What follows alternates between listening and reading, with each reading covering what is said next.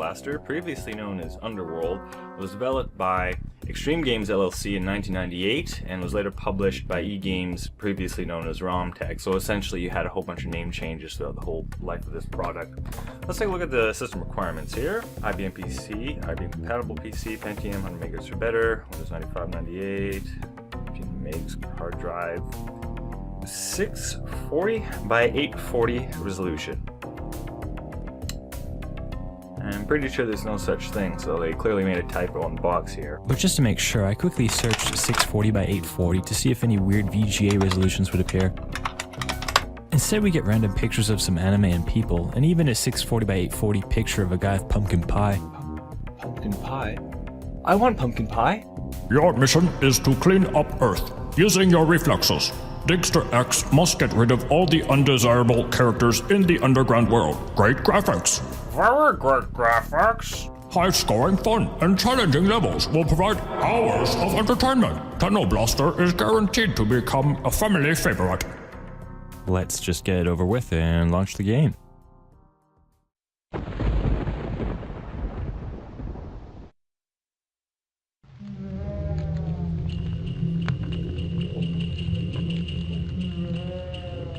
This is possibly the most bizarre music to a game I've ever heard. Why? And what are these? Flaming stone pots? The game doesn't really have a menu to speak of except for this screen. Press enter key to start. Okay, simple enough.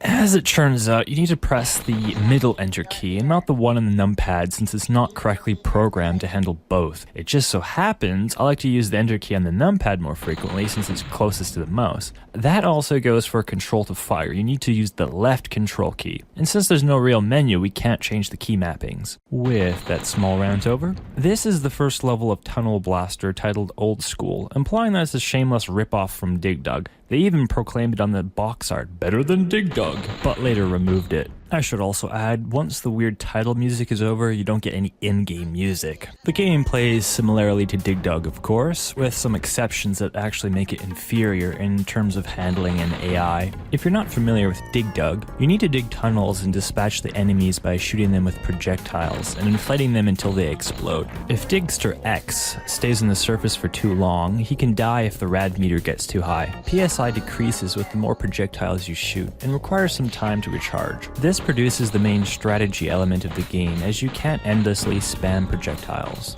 If you drop 2 rocks down, a center prize will appear for extra points. I don't know why that's the mechanic for getting the prize, but it is.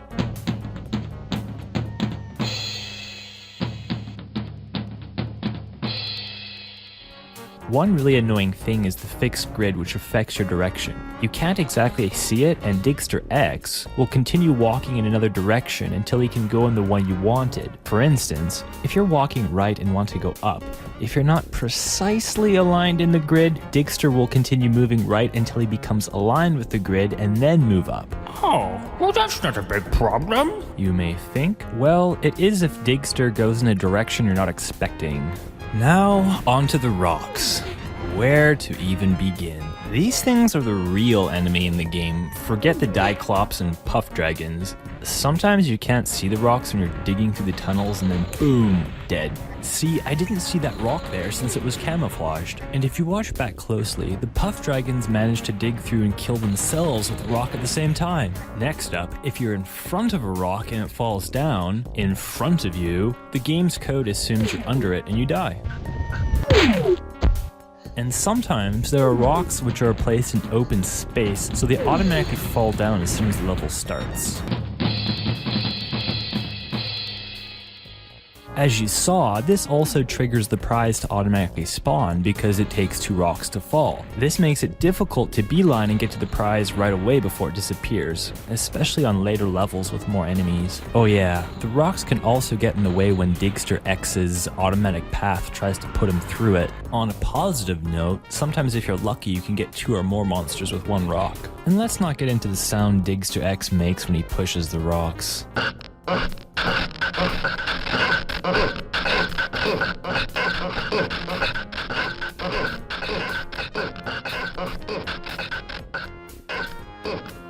I wanted to see how the grid looks, so I had Digster X dig out a large portion of the map. Unlike Dig Dug, Tunnel Blaster uses an asymmetrical grid with little pieces that are left behind. This explains why Digster X has movement problems, because he has to navigate around those little turds. And walking forward takes precedence regardless if you're closer to the left side of the grid. Okay, so I only got one life. I have to be sure not to get killed here. You can do it, Digster X. Don't die, man.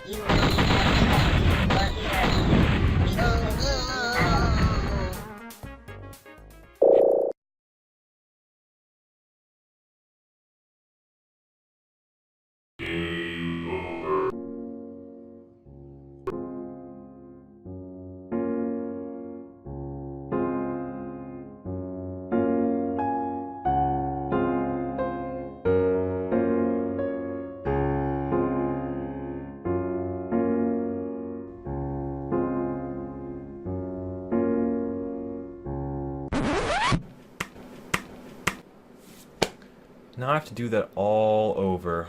So yeah, it looks like I'll be playing the whole game all over since there's no save system. But I want to quickly review what happened before the VM crashed. So I get down to the surface, the two puff dragons there pose a bit of a problem. But then a Diclops comes up from below and I don't have enough PSI to continue shooting them. Then, when I press the up arrow to flee, the crappy control system assumes I want to go right up instead of left up, allowing Digster X to walk right into the fireball.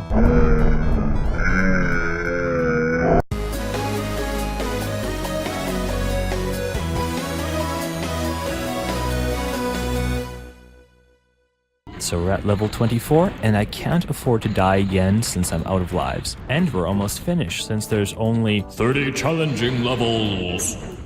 And of course, I die the exact same way when instinctively trying to move Digster X back up, and he walks right instead of left. You know what? I give up.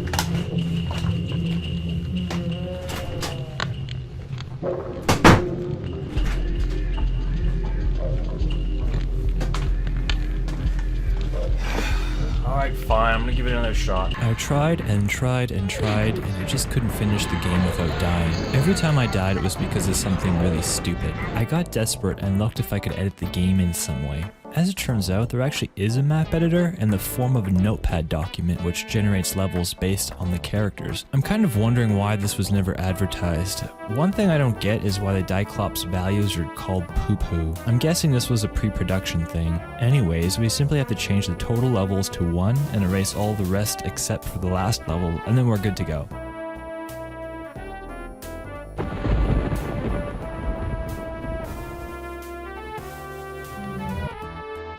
This is the last level in the game, Whirlpool, and it should be easy enough to finish.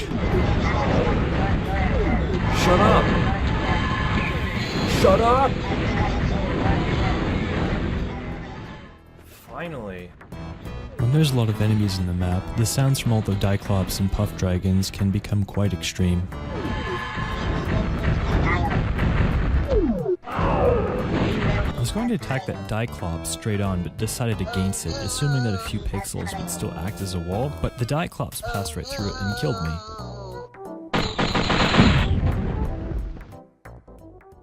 You have to defeat the evil creatures of Underworld and save the universe. But can you do it again? It's worth pointing out that this part of the game still says Underworld and not Tunnel Blaster. You know what? I think we can make a better ending screen.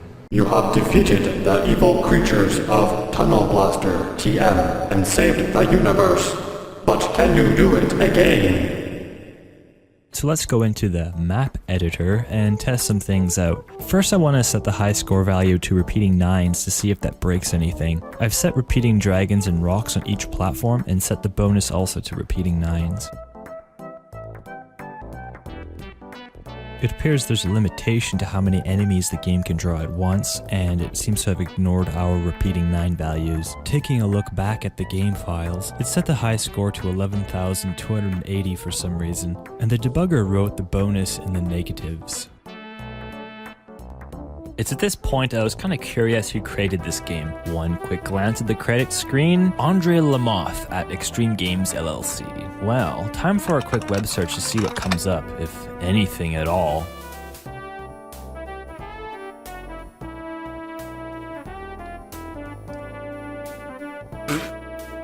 NASA. As it turns out, Xtreme Games LLC was involved with NASA regarding artificial intelligence, which I find incredible considering Digster X could definitely use some more artificial intelligence when he walks into projectiles. I couldn't help myself from taking a look at the game's asset files, which I do for a lot of games that I've played over the years. In the sound folder, we have the aforementioned alien sounds that incessantly repeat, but when they were making the game, they left the main recording unedited. Here, take a listen. We will get you. Resistance is futile. You will be assimilated. Take us to your leader. One thing that's always stuck with me is the way that guy pronounces futile. I don't know what it is. Futile. Futile. Futile. Futile. Futile. Afterwards, I checked the graphics folder, and it appears Andre put a picture of himself in the Diclops and Puff Dragon graphics file holding a gun. That's no ordinary gun. No, that's a special NASA gun that compels you to play Tunnel Blaster. By taking the image, we can copy it across one of the regular playfields just for fun. Of course, this is not going to assist with making the game easier to see. Now, time to try this out. Well, it's everything I expected. Glorious, amazing, fantastic. One thing I didn't expect is that it's actually easier to see everything despite my previous assumption. I guess it makes sense since the pictures in black and white and the rocks are easily visible now. So what do I think of Tunnel Blaster?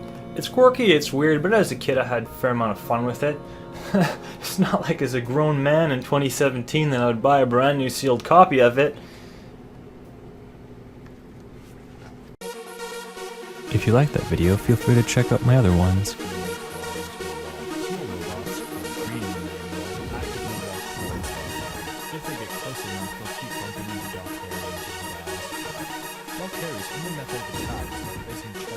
The robots or Valkyrie will explode